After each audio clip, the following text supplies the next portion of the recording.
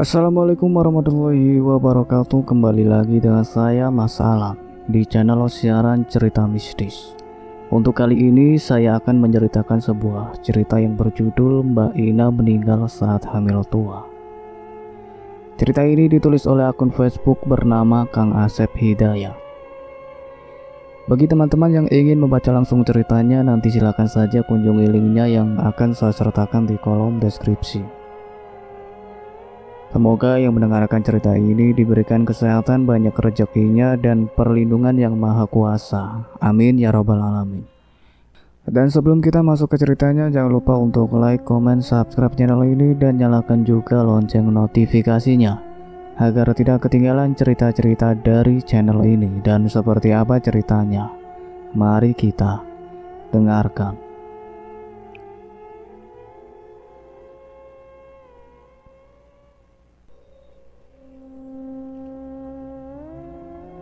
Eko adalah seorang anak bersuku Jawa kelahiran Medan. Karena keluarganya memang sudah turun-temurun di Medan yang entah sejak kapan berada di Medan. Kegiatan Eko selain sekolah membantu pekerjaan orang tua sesuai dengan kemampuannya. Setelah tidak ada kegiatan, Eko pergunakan sisa waktu untuk bermain bersama teman-teman seusianya. Mak, Eko mau main dulu ya sama teman-teman. Demikian ia pamitan kepada ibunya.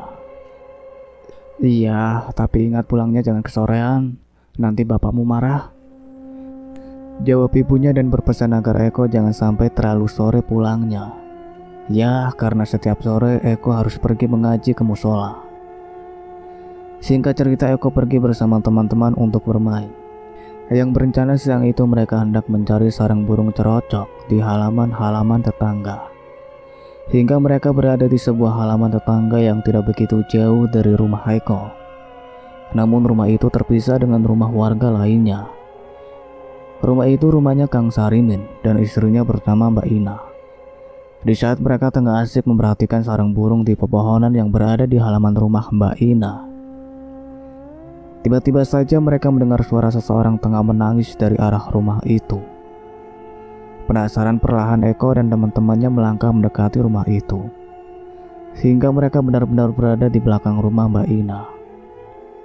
Suara tangis itu terdengar semakin jelas. Tanpa sengaja Eko memandang ke arah kamar mandi yang berada di belakang rumah, yang memang pada masa itu mayoritas rumah warga di kampung kamar mandinya di luar, terpisah dari rumah. Di depan kamar mandi itu, Eko dan teman-temannya melihat Mbak Ina tengah duduk di tanah sembari menangis. Perlahan Mbak Ina mengesot di tanah menuju ke arah pintu belakang rumahnya. Iya, Mbak Ina sepertinya terjatuh di kamar mandi. Terlihat banyak darah dari bagian pangkal pahanya. Eko sangat kasihan kepada Mbak Ina, apalagi saat itu Mbak Ina tengah hamil besar. Dek, tolong Mbak jatuh di kamar mandi. Demikian ucapnya meminta tolong kepada mereka. Eko bersama kedua temannya langsung mendekati Mbak Ina hendak menolong. Namun apa daya, saat itu ketiga anak tersebut terlalu kecil untuk bisa mengangkat tubuh Mbak Ina, yang akhirnya mereka berunding. Yando, kamu cari bantuan sama warga lain. Adi jemput Kang Sarimin di kebunnya. Aku nungguin Mbak Ina di sini ya. Demikian Eko membagi tugas. Lalu Yanto dan Adi berangkat. Sementara Eko menunggu Mbak Ina yang saat ini sudah terkapar di tanah antara kamar mandi dengan pintu belakang rumah yang berjarak kira-kira 5 meter saja. Kira-kira 15 menit di belakang rumah Kang Sarimin dan Mbak Ina sudah ramai warga berkumpul. Mbak Ina sudah diangkat masuk ke dalam rumahnya, sementara Kang Sarimin belum terlihat juga. Yang akhirnya salah satu warga menyusul Yanto sekalian Kang Sarimin ke kebunnya. Di dalam rumah Mbak Ina terlihat sudah tak sadarkan diri karena Kang Sarimin belum juga pulang. Warga berinisiatif membawa Mbak Ina ke puskesmas yang ada di desa itu dengan cara dipopong atau diangkat oleh beberapa orang warga, karena pada masa itu warga belum ada yang memiliki mobil. Di puskesmas, Mbak Ina langsung ditangani oleh tenaga medis. Tak lama kemudian Mbak Ina siuman, namun kondisinya sangat lemah. Kata pertama yang terucap dari bibirnya adalah, Nengendi aku saiki di Kang Sarimin. Atau bahasa Indonesianya, di mana aku sekarang dan mana Kang Sarimin? Ujarnya lirih, bertanya dengan di mana ia saat ini dan menanyakan kemana suaminya. Aku di sini, Dek. Tiba-tiba saja terdengar seorang pria menjawab dan ternyata itu Kang Sarimin. Setibanya di rumah Kang Sarimin, diberitahu jika Mbak Ina sudah dibawa ke puskesmas dan Kang Sarimin langsung menyusul istrinya ke puskesmas. Dek, kamu kenapa, Dek? Ucap Kang Sarimin sembari menangis dan memeluk tubuh istrinya yang terlihat tak berdaya. Mbak Ina hanya diam, tak menjawab, ia hanya menangis. Kang Sarimin meraba perut istrinya dengan panik. Lalu ia menggelengkan kepala pelan seraya berkata, "Sudahlah, jangan banyak pikir dulu ya. Sekarang ada istirahat saja dulu," ujar Kang Sarimin berusaha menenangkan istrinya. "Kang, maafkan aku ya, gak bisa menjaga anak kita," ucap Mbak Ina lagi sembari menangis, sehingga bahunya terlihat bergetar. Mbak Ina merasa jika anaknya yang di dalam kandungannya telah meninggal, karena ia tidak merasakan ada pergerakan sedikit pun. Melihat itu kembali Kang Sarimin berusaha menenangkannya. "Udahlah, Dek, jangan menangis, aku gak mau kenapa-napa sama adik," ucap Kang Sarimin seraya kembali memeluk Mbak Ina. Tiba-tiba saja terlihat Mbak Ina seperti kesulitan bernafas. Kedua matanya dan mulutnya terbuka lebar seperti seseorang yang sedang tercekik. Melihat kondisi istrinya demikian, Kang Sarimin panik dan berteriak memanggil petugas puskesmas untuk menolong istrinya. Petugas puskesmas dengan sigap melakukan pertolongan dengan semampunya. Namun takdir berkata lain. Mbak Ina mengembuskan nafas terakhirnya. Innalillahi wa innalillahi raji'un. Mbak Ina meninggal dunia, kembali menghadap Sang Pencipta bersama anak yang ada di dalam kandungannya. Ia berteriak dan menangis sembari memeluk tubuh istrinya yang ia cintai telah tak bernyawa. "Kenapa kamu tega tinggalkan aku sendiri, Dek?" ucap Sarimin di sela tangisnya. Warga tetangga yang berada di puskesmas saat itu turut berduka dengan meninggalnya Mbak Ina. Apalagi Kang Sarimin dan Mbak Ina di kampung itu perantauan, jauh dari sanak keluarga. Singkat cerita, jenazah Mbak Ina dibawa pulang ke rumahnya dan atas musyawarah warga, jenazah Mbak Ina akan dikebumikan esok pagi karena hari sudah senja. Malam yang terasa dingin dan sepi, langit terlihat hitam pekat tanpa sang rembulan menyinarkan cahaya indahnya. Karena sejak sang mentari masuk ke peraduannya, hujan pun turun walau tidaklah deras, hanya gerimis halus saja. Tapi cukup membuat warga enggan untuk keluar rumah. Namun malam itu, di sebuah rumah pondok berukuran kecil yang sedikit terpencil dari rumah warga lainnya, terlihat sedikit ramai. Beberapa warga berkumpul di sana. Ya, itulah rumahnya Kang Sarimin dan Mbak Ina. Di tengah ruang tamu plus ruang keluarga yang sempit terbujur kaku jasad Mbak Ina yang menunggu esok pagi akan dikebumikan. Terlihat pula di sebelah tubuh tak bernyawa itu duduk seorang pria tengah membaca surat Yasin, sembari sesekali tangannya mengusap bening air matanya. Dialah Kang Sarimin. Ia sangat berduka atas meninggalnya istri yang ia cintai. Selain Kang Sarimin, beberapa ibu-ibu warga sekitar berada juga di sana secara bergantian membaca surat Yasin. Di depan rumah dipasang tenda kecil yang dipergunakan oleh beberapa orang bapak-bapak duduk standby. Karena selain sebagai wujud solidaritas warga, juga tradisi di desa itu jika ada salah satu warganya meninggal dunia yang harus bermalam sebelum dikebumikan, maka jenazah tidak dibiarkan sendiri. Perlahan hujan meningkat. Dari gerimis menjadi sedikit deras, sekitar jam 2 malam. Di saat warga istirahat membaca Yasin dan hanya mengobrol di bawah tenda sembari meminum kopi yang disuguhkan kaum ibu-ibu, tiba-tiba saja terdengar suara yang cukup membuat semua orang yang ada di rumah itu terkejut, selain jenazah Mbak Ina dari atas tatap seng rumah itu. Sontak, warga terdiam serta hanya saling pandang sesama mereka saja. Namun sesaat kemudian ada sesuatu yang membuat semua warga terkejut. Terdengar suara tangisan seorang perempuan dari arah belakang rumah. Suara tangis perempuan itu terdengar sayup namun jelas terdengar di balik derasnya hujan.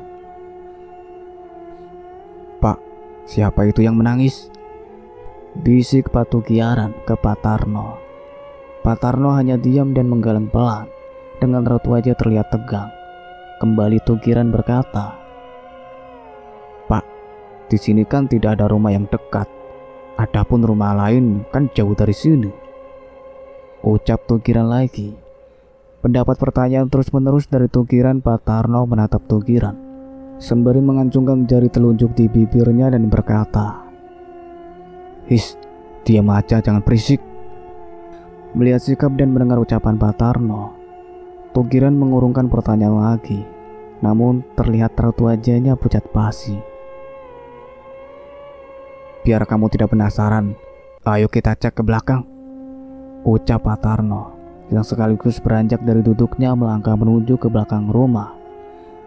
Mendapat ajakan Pak Tarno yang sekalian menarik tangan kanannya, tentu saja Tugiran terkejut seraya menarik tangannya dan berkata, "Enggak lah Pak, aku di sini saja.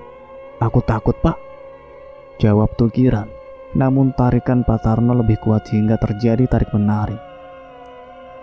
"Ayo kita lihat biar tahu siapa yang menangis di belakang rumah," ajak Pak Tarno lagi, yang akhirnya dengan berat hati Tugiran mengikuti ajakan Pak Tarno. Di bawah derasnya hujan, Pak Tarno dengan Tugiran berada di belakang rumah Kang Sarimin. Mereka berdua mengarahkan pandangan matanya ke segala arah yang terjangkau oleh cahaya senternya. Namun, mereka tidak melihat ada orang, bahkan tidak terdengar suara tangisan lagi. Setelah yakin di belakang tidak ada perempuan yang sedang menangis, lalu mereka memutuskan kembali ke dalam rumah. Namun baru saja mereka membalikan badan hendak kembali, suara tangis perempuan kembali terdengar. Bahkan kini terdengar sangat dekat dari mereka saat itu. Sejenak mereka terdiam dan mengurungkan hendak kembali ke depan rumah. Perlahan Pak Tarno kembali membalikkan badan menghadap ke arah ke belakang rumah itu, sembari lebih mempertajam pendengarannya. "Pak, sepertinya dari dalam kamar mandi," bisik Tugiran pelan. Pak Tarno hanya diam mendengar bisikan Tugiran.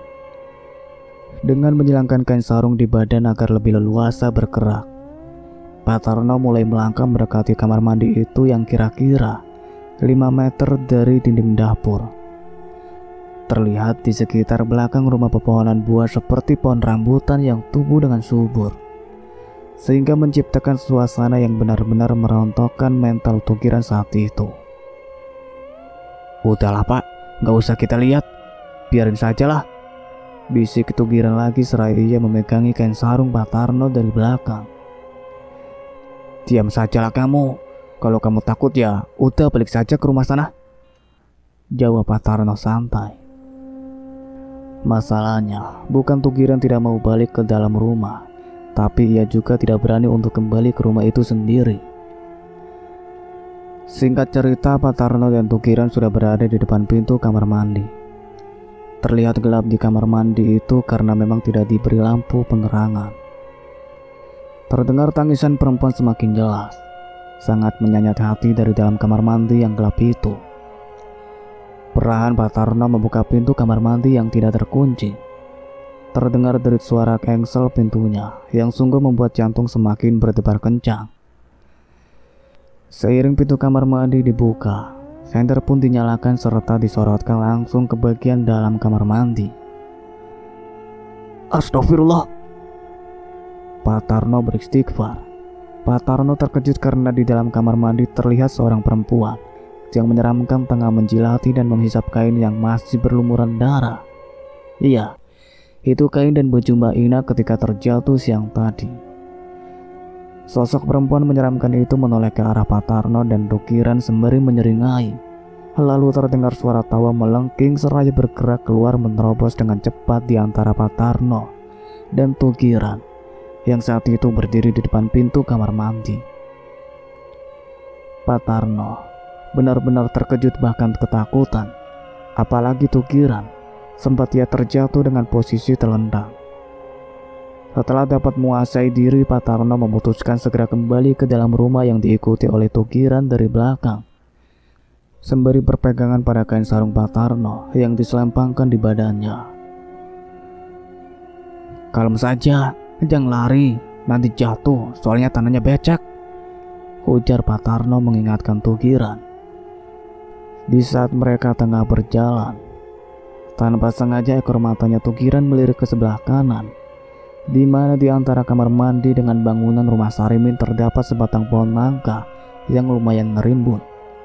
Di bawah pohon nangka itu, ia melihat sosok perempuan tadi tengah berdiri. Sudah pasti hal itu membuat Tugiran ketakutan, karena mau tidak mau mereka harus melewati pohon nangka itu. "Pak, perempuan tadi ada di bawah pohon nangka itu," bisik Tugiran ke Pak Tarno, seraya menarik kain sarung Pak Tarno agar berhenti. "Iya, aku tahu. Kamu santai saja, jangan lari," jawab Pak Tarno. Terdengar suara tawa ngikik perempuan itu yang tiada lain, dialah Ceng Kunti.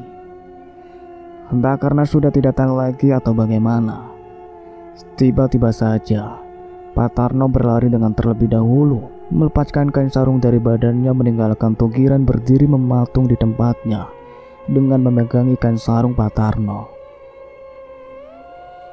"Pak!" hanya kata itu yang terucap dari mulut Tugiran.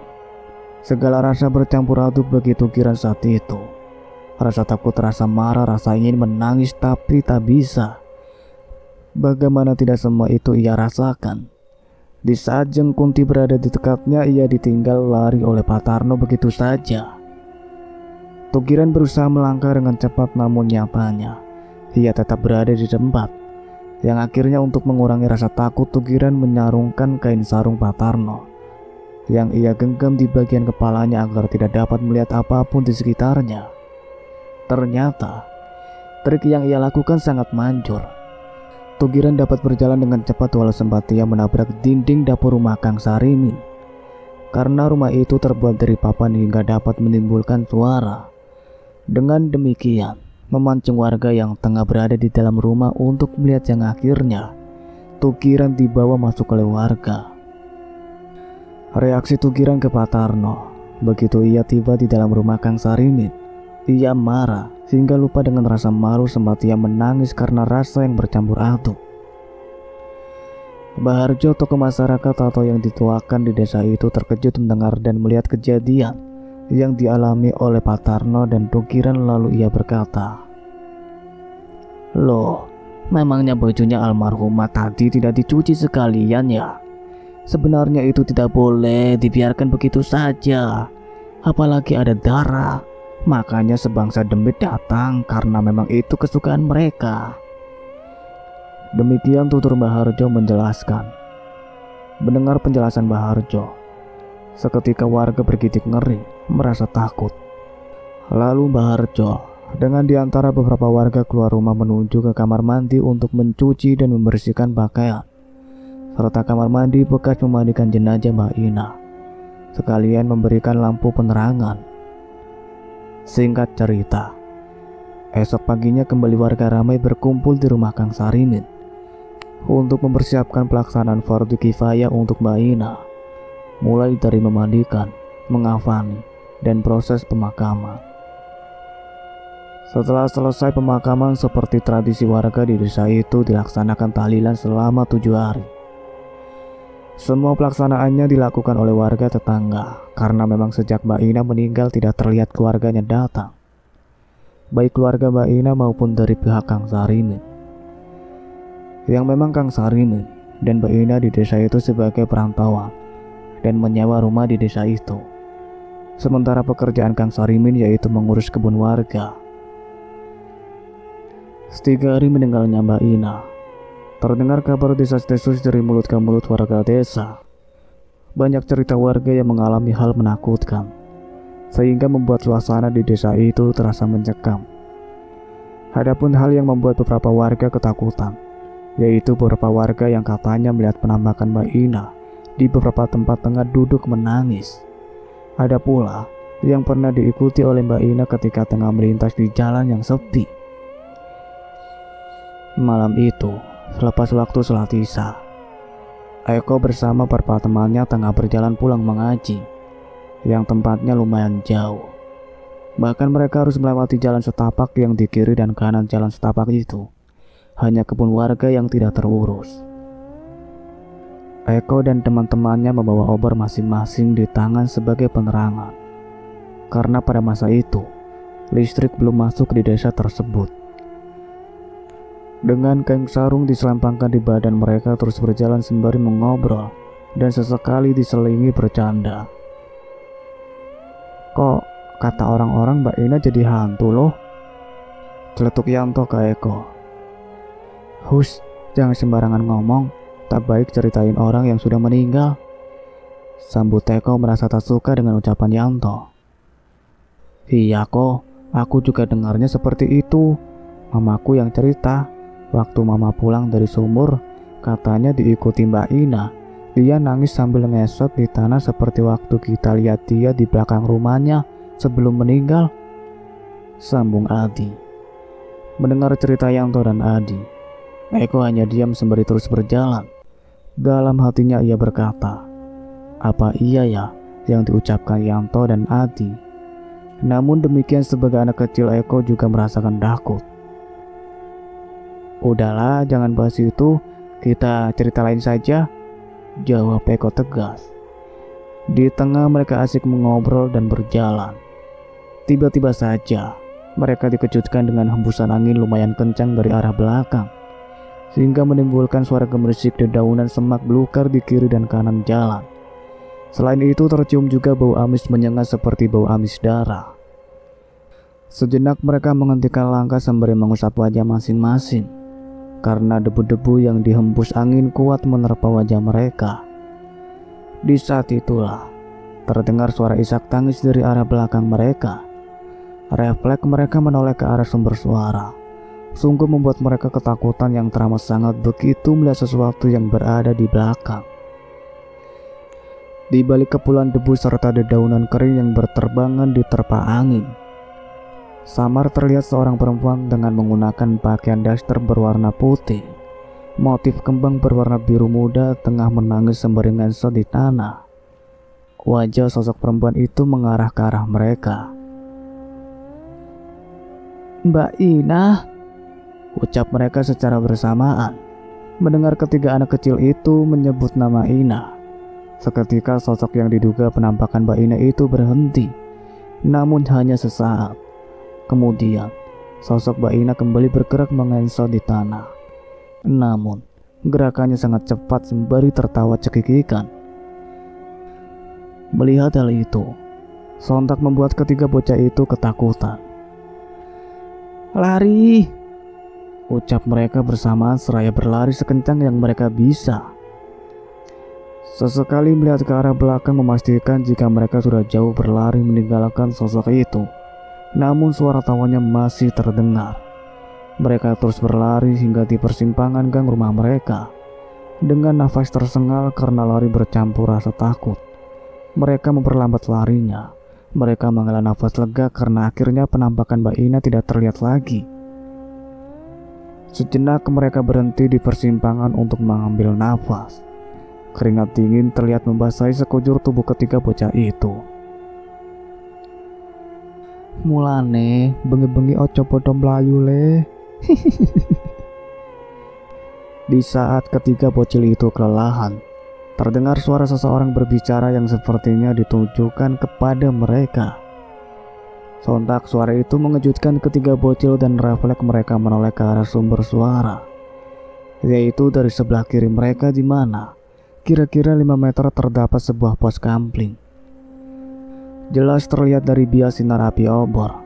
Di pos kampling ada seseorang tengah duduk sandai dengan kedua kaki terjuntai ke bawah. serta kepala menunduk hingga raut wajahnya tertutup dengan rambutnya yang panjang dan kusut. Namun, demikian ketiga bocil itu dengan pasti dapat mengenali sosok perempuan yang tengah duduk di pos kampling. Mereka terkejut dan tanpa aba-aba seketika berteriak dan kembali berlari menuju ke rumah warga yang dekat.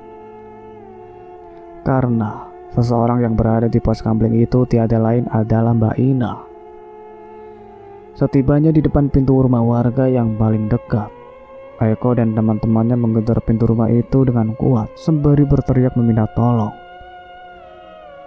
"Dak dak dak dak, Le, tolong aku, Le!" teriak Eko, Yanto dan Adi. Tak lama berselang dan pintu rumah itu terbuka dan muncul seorang pria parubaya.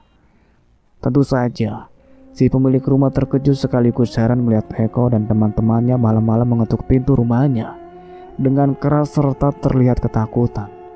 Lalu si pemilik rumah bertanya, "Ada apa toh kalian ini teriak-teriak?"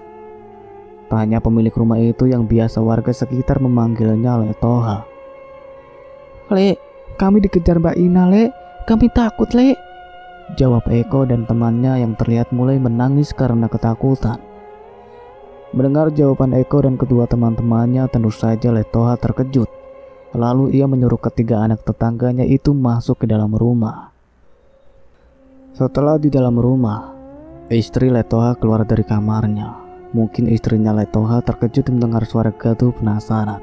Ia bertanya, "Ana apa Pak karo bocah-bocah iki?" Demikian tanyanya.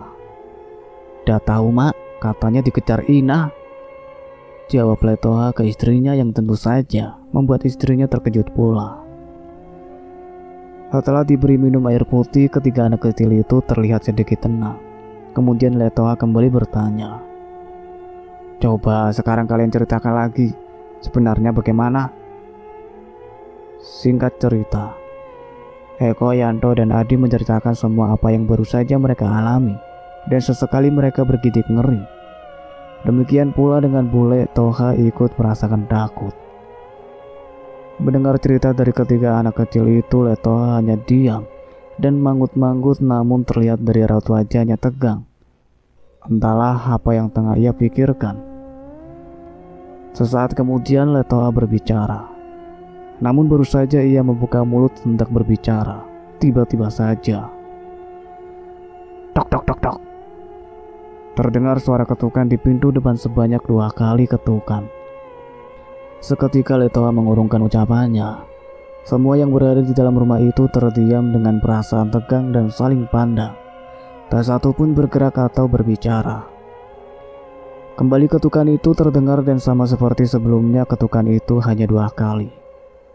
Bule Toha melirik ke Letoha dan Letoha hanya memberi isyarat agar tetap diam. Kira-kira 15 menit situasi sangat menegangkan dan setelah ditunggu beberapa saat kemudian, tidak terdengar suara ketukan itu lagi. Letoha menghela nafas lega. Lalu ia melanjutkan berbicara yang barusan mengetuk rumah itu bukan menungso. Tapi entahlah, gak tahu itu siapa. Karena tandanya, kalau sebangsa demit atau jin kalau mengetuk rumah mesti cuma 2 kali. Ucap Ale menjelaskan.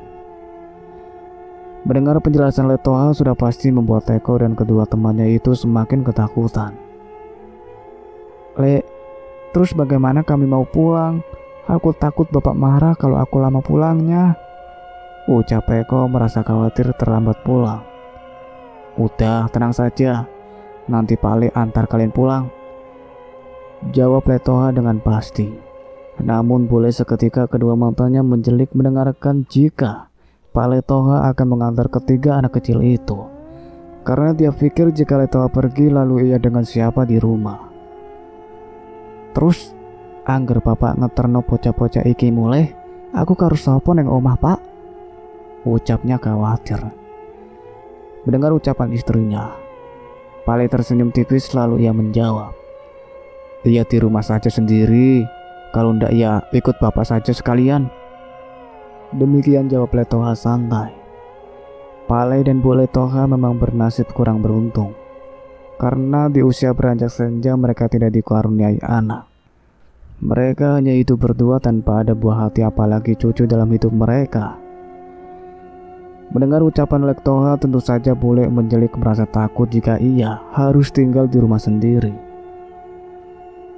Aku melo ae pak, aku arawani neng omah dewean. Demikian ujar Bule seraya bersiap diri mengambil senter besar yang ada di meja. Dengan perasaan was-was, Letoha berangkat untuk mengantar ketiga bocah itu pulang. Ceklak. Pintu dibuka, dengan begitu pintu itu terbuka Letoha langsung melangkah. Namun tiba-tiba saja ia menghentikan langkahnya, tepat di ambang pintu. Letoha berdiri mematung dengan raut wajah terlihat tegang. Melihat sikap Letoha yang berdiri mematung di pintu, Bule dan ketiga bocah yang berada di belakangnya merasa heran. Lalu Bule bertanya, "Ada apa toh pak, kok malah ngalangin jalan?" Tanya Bule heran mendapat pertanyaan istrinya. Letoha tidak menjawab. Justru perlahan ia mundur kembali serta langsung menutup pintunya. Sikap Letoha yang aneh tentu saja membuat Bule merasa aneh dan penasaran. Apalagi saat itu Letoha terlihat pucat pasi dan tubuhnya gemetar. "Pak, Bapak kenapa? Ada apa di luar pak?" Kembali Bule bertanya dengan perasaan tak nyaman. "Di luar ada Ina bu," jawabnya singkat. Lalu ia kembali duduk di kursi berusaha untuk menenangkan diri. Beda hal dengan Bule dan Eko serta kedua temannya. Seketika mereka beringsut dan duduk berdempetan di dekat Letoha. Sebenarnya Letoha bukanlah seorang yang penakut, tapi saat itu entah mengapa ia begitu shock. Bukan tanpa alasan Letoha merasa shock, karena ketika ia membuka pintu dan melangkah hendak keluar dengan senter telah ia nyalakan, serta disorotkan ke arah luar yang gelap. Ia melihat penampakan Ina tengah duduk di depan pintu depan kira-kira 3 meter di depan pintu itu. Tengah duduk di tanah dengan posisi kedua tangan menompang di tanah, serta wajahnya yang pucat pasi mendongak menghadap ke arah Letoha. Di ruang keluarga, Letoha beserta istri dan ketiga anak tetangganya itu masih duduk tanpa sepatah kata yang keluar dari mulut. Mereka bingung entah harus berbuat apa.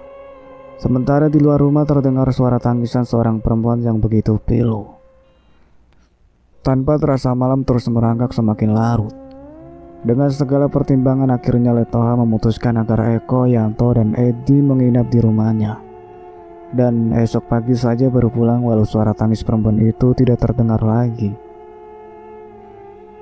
Pagi yang dingin karena sejak subuh tadi desa itu diguyur hujan lumayan deras. Pagi itu juga terlihat sepi, tidak seperti biasanya setiap pagi hanya warga yang terlihat beriring pergi ke kebun atau hanya bekerja di halaman rumah masing-masing. Mungkin karena cuaca hujan sehingga warga lebih memilih untuk berdiam diri di rumah masing-masing saja. Namun demikian masih ada beberapa orang yang keluar rumah karena keperluan mendesak. Seperti Mbah Harjo. Dengan menggunakan capil bambu ia berjalan sendiri hendak ke warung untuk membeli tembakau. Yang kebetulan warung itu warungnya Letoha. Setibanya di warung Letoha, Mbah Harjo langsung masuk dan membeli tembakau. "Mas, tumbas tembakau karo menyan yo," ucap Mbah Harjo. Kebetulan saat itu memang Letoha yang tengah duduk di warung, karena Bule tengah memasak di dapur. Kemudian Letoha memberikan tembakau dan menyan yang dipesan Mbah Harjo. Setelah membayar, Mbah Harjo langsung pamit pulang, namun Letoha menahannya. "Bah, duduk dululah di sini, kita ngopi dulu. Ada yang mau saya obrolkan, Bah," tahan Letoha kepada Mbah Harjo. Mbah Harjo yang siap berlalu seketika menghentikan langkahnya dan menoleh ke arah Letoha dan berkata, "Arep ngobrol apa toh mas?" Tanyanya sembari tersenyum. "Mbah, ini ada cerita serius. Ayolah, masuk dulu mbah," ucap Letoha lagi dengan wajah serius. Melihat raut wajah Letoha yang serius bahkan tegang, Mbah Harjo terdiam. Lalu kembali ia masuk ke dalam rumah Letoha dan duduk di ruang tamu. Singkat cerita, Letoha menceritakan semua yang ia alami tadi malam. bersama istrinya dan Eko serta kedua temannya. Setelah mendengar semua cerita Letoha, Mbah Harjo hanya diam seperti memikirkan sesuatu. Lalu sesaat kemudian ia berbicara. Sudah aku duga, ada sesuatu yang tidak beres sejak malam itu, Mas. Sewaktu jenazah Ina belum dikebumikan. Nantilah aku coba cari tahu dan menjumpai Sarimin, Mas, ujar Mbah Harjo kepada Letoha. Iya Mbah, cobalah cari tahu kenapa Ina kentayangan, walau kita tahu itu hanya jin korinnya, sambung Letoha lagi. Tanpa terasa waktu terus berlalu dan malam itu malam 7 hari Mbak Ina meninggal. Beberapa orang warga baik kaum bapak maupun ibu kumpul di rumah Kang Sarimin untuk melaksanakan tahlilan. Tahlilan 7 hari meninggalnya Mbak Ina berlangsung dengan hikmat.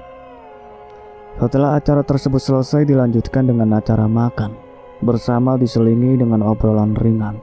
Lalu secara berangsur warga mulai pamitan pulang.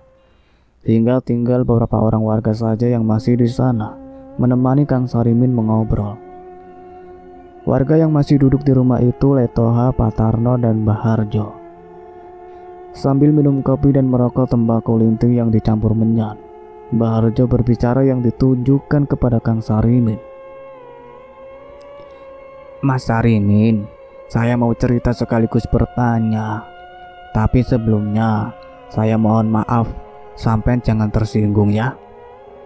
Demikian Mbah Harjo mengawali obrolan. Kang Sarimin memandang Mbah Harjo dan menjawab dengan pelan. Iya Mbah, mau tanya apa? Ada apa-apa, saya tidak tersinggung. Mendengar kesedihan Kang Sarimin, sejenak Mbah Harjo terdiam dan menghela napas berat. Lalu ia mulai berbicara.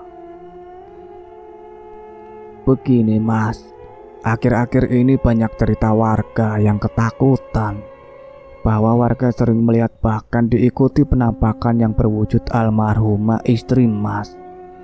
Bahkan salah satunya Mas Toha yang mengalaminya secara langsung. Jadi saya mau nanya, apakah Mas Sarimin mengalaminya juga atau tidak?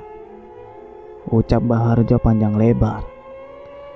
Mendengar cerita dan pertanyaan Mbah Harjo, Kang Sarimin hanya diam sembari tertunduk. Dari raut wajahnya tidak terlihat terkejut. Justru ia terlihat menangis hingga kedua bahunya bergetar. Melihat Kang Sarimin menangis tentu saja membuat Mbah Harjo merasa bersalah. Mungkin ucapannya sudah menyakiti perasaan Kang Sarimin. Demikian pikir Mbah Harjo. Lalu ia kembali berbicara. Maafkan saya Mas, kalau kata-kata saya telah menyinggung dan menyakiti perasaanmu. Ya sudahlah, lupakan saja, sambung Mbah Harjo meminta maaf. Perlahan Kang Sarimin mulai bisa menguasai emosionalnya. Dengan sikap tetap menunduk, Kang Sarimin berkata, Iya Mbah, tidak apa-apa. Justru saya yang minta maaf kepada semua warga karena mendiang sudah membuat resah bahkan ketakutan. Sudahlah Mas, jangan dipikirkan, karena yang selalu menampakkan diri itu bukan arwah istrimu, tapi itu sebangsa jin atau jin korin istrimu. Terus saja kita doakan almarhumah Mbak Ina. Demikian ucap Mbah Harjo bijak. Cukup sekian ceritanya sampai di sini. Nantikan kelanjutan ceritanya saya akhiri. Wassalamualaikum warahmatullahi wabarakatuh.